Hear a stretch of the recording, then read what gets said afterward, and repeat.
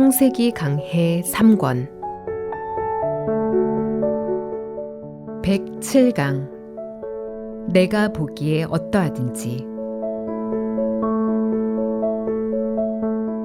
창세기 22장에는 아브라함이 100살이 되어서 낳은 아들 이삭을 하나님께 바치는 이야기가 나옵니다. 어느 날 하나님께서 아브라함에게 내 사랑하는 독자 이삭을 모리아 산에서 번제로 드리라고 하셨습니다. 하나밖에 없는 아들을 번제로 드리는 일은 믿음으로 할 수 있는 일이지만 경우에 따라서는 인간의 의지로도 할 수 있을 것입니다. 이삭을 번제로 드렸다 해도 믿음으로 드리는 것과 자기 의지로 드리는 것은 전혀 다릅니다. 아브라함이 하나님께서 나에게 100살 되어서 낳은 아들을 바치라고 하신다. 하나님 말씀을 불순종할 수도 없고 바치긴 바쳐야 하는데 어떻게 하나. 이삭아, 너는 이제 나와 마지막이다. 하면서 그가 이삭과 지냈던 지난 추억들을 생각하며 아들 이삭을 바쳤다면 얼마나 고통스럽고 괴로운 일이었겠습니까? 반대로 아브라함에게 믿음이 있었다고 생각해 봅시다. 하나님이 나에게 이삭을 바치라고 하셨다. 하나님은 분명히 이삭으로 말미암아 하늘의 별처럼 바다의 모래처럼 많은 자손을 주신다고 하셨고 그 씨에서 그리스도가 나셔서 인류를 구원하는 일을 하겠다고 하셨다. 그런데도 이삭을 바치라고 하셨다면 이것은 하나님이 나를 시험하시는 것이다. 내가 이삭을 제물로 드린다 하더라도 하나님은 이삭을 다시 살리셔야 한다. 그래서 하나님께서 약속하신 말씀대로 이삭의 씨에서 하늘의 별처럼 바다의 모래처럼 많은 자손을 주시고 그리스도가 태어나게 하실 것이다. 그런 믿음으로 아브라함이 이삭을 바쳤다면 전혀 슬프거나 고통스럽지 않았을 것입니다. 하나님의 섭리를 깊이는 모르지만 이삭을 바치는 것이 이삭을 죽이는 것이 아니라는 사실을 알았을 것입니다. 분명히 하나님이 이삭을 통해 하늘의 별처럼 바다의 모래처럼 많은 자손을 주실 것이라고 믿었다면 아브라함은 이삭을 바치는 일이 전혀 고통스럽거나 슬프지 않았을 것입니다.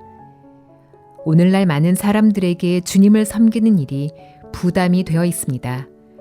주일에 예배를 드리는 것이나 성경을 읽는 것이나 기도하는 것이나 헌금하는 것이나 주를 위해 봉사하는 것이 부담스러운 이유는 하나님의 마음을 잘 모른 채 믿음 없이 하기 때문입니다.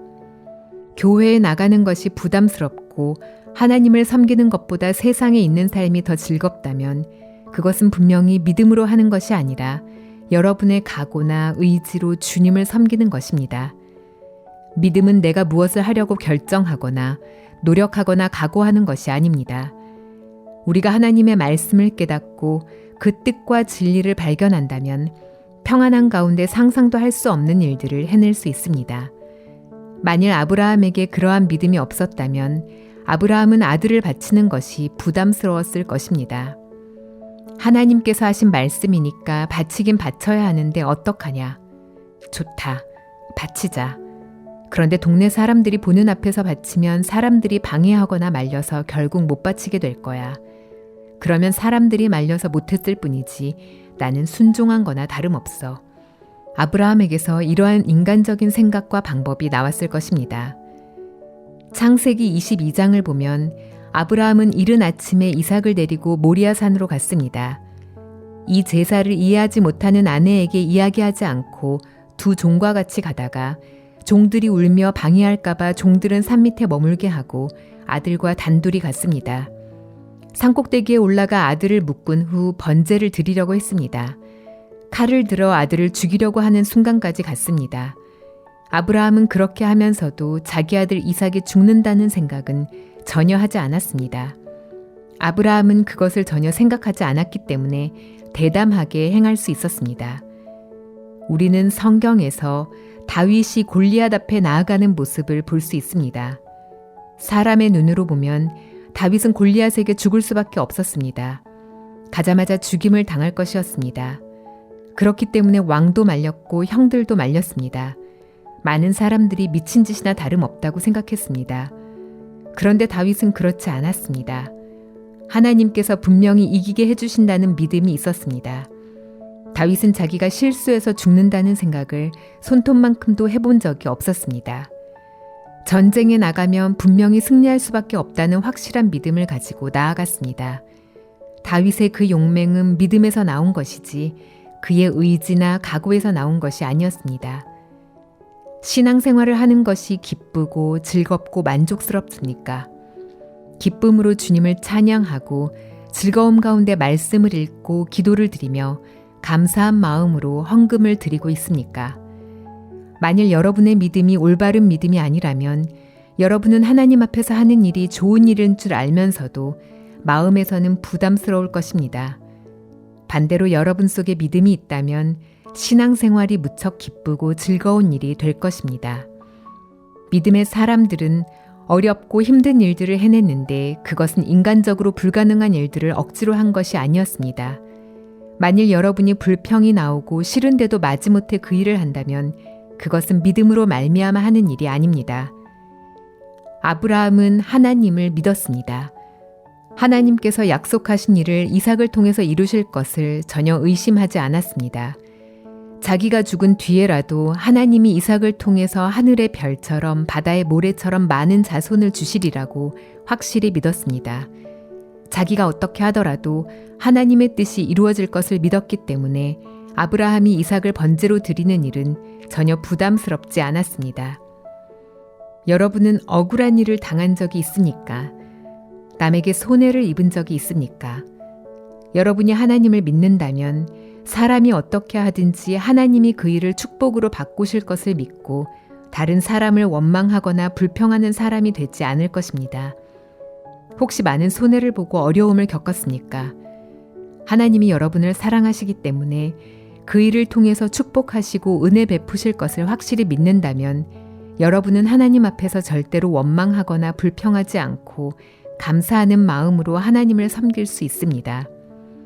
여러분이 하나님을 믿는 믿음을 갖게 되기를 바랍니다.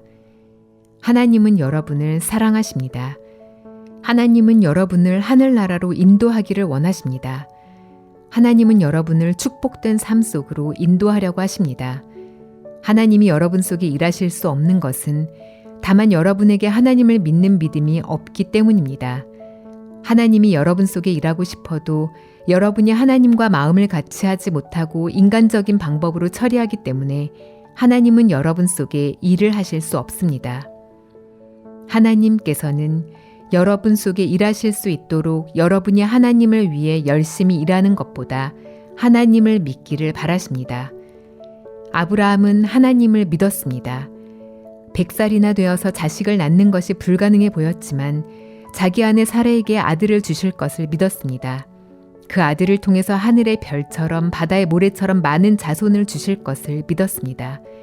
하나님이 말씀하셨으므로 반드시 그렇게 하신다는 것을 믿었기에 현재 형편이 어떠하든지 그것을 문제 삼지 않았습니다. 우리는 하나님의 뜻을 잘 모르기 때문에 하나님이 약속하신 말씀이 우리에게 유익해 보일 때에는 따르고 손해가 될 것처럼 보일 때에는 거부합니다. 그러나 하나님은 어떤 일이든지 여러분에게 손해가 되게 하지 않습니다. 다만 우리 보기에 손해인 것처럼 보일 따름입니다. 우리가 하나님을 잘 알지 못하고 하나님이 하시는 일의 결론을 모르기 때문에 처음 시작할 때에는 잘못되어지는 것처럼 보일 때가 많습니다. 요셉은 총리가 되기 위하여 애굽으로 갔지만 얼마 동안은 종살이를 해야 했습니다.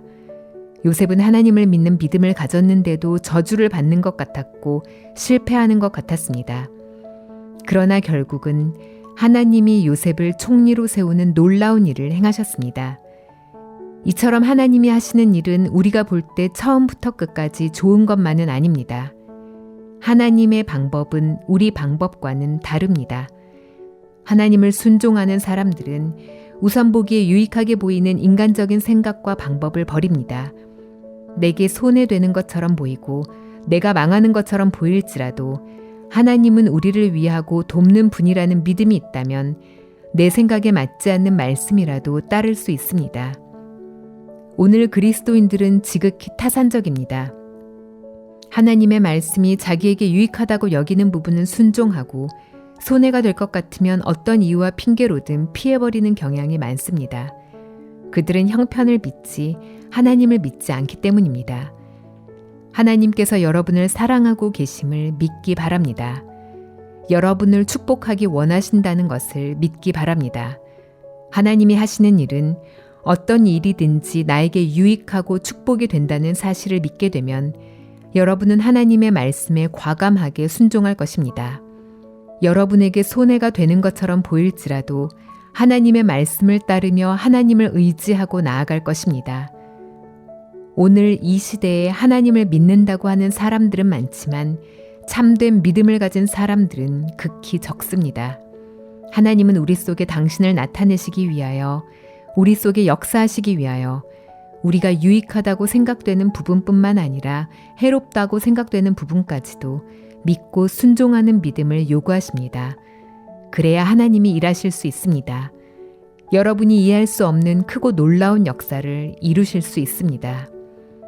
여러분 속에 하나님을 믿는 믿음이 있다면, 하나님이 여러분을 위하고 사랑한다는 사실을 믿는다면 하나님이 하시는 모든 일에 순종할 수 있는 여러분이 될 줄 믿습니다.